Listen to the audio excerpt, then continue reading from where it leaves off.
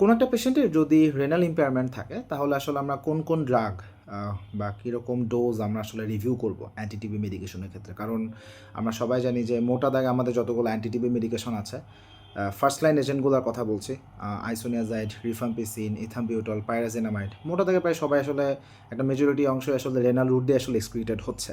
হ্যাঁ, থ্রু ফিসেস বা biliary channel দিয়ে কিছু এক্সক্রিশন হয়, বাট মেজরিটি আসলে আমরা দেখি যে রেনাল রুট দিয়ে আসলে এক্সক্রিশন হচ্ছে। সো বেসিক কথা হচ্ছে যে কোনো একটা পেশেন্টের যদি রেনাল ইম্পেয়ারমেন্ট থাকে, আমাদেরকে কোন কোন মেডিকেশন এখানে রিভিউ করতে হবে। সো মানে আশার সংবাদ হচ্ছে এই যে আইসোনিয়াজাইড আর রিফাম্পিসিন এখানে রেনাল ইম্পেয়ারমেন্টে আমাদের কোনো ডোজ রিডাকশন করার কোনো প্রয়োজন নাই।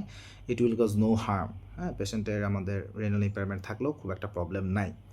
কিন্তু যদি পেশেন্টের আমরা দেখি যে ইথাম্বিউটল বা পাইরাজিনামাইড দিই, সেইখানে আমাদেরকে কনসিডার করতে হবে।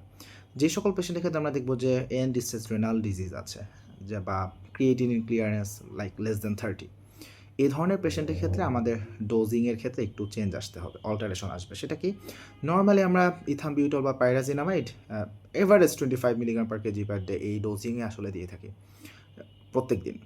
কিন্তু যদি কোনো একটা পেশেন্টের হিমোডায়ালাইসিস পাচ্ছে, এন্ডিসেস রেনাল ডিজিজের পেশেন্ট, অথবা ক্রিয়েটিনিন ক্লিয়ারেন্স লেস দেন 30, এই ধরনের পেশেন্টের ক্ষেত্রে প্রত্যেক দিন ড্রাগটা আসলে দেওয়া যাবে না। সেখানে আমাদেরকে উইকলি 3 দিন এরকম আমাদের ডোজিংয়ে চলে আসতে হবে।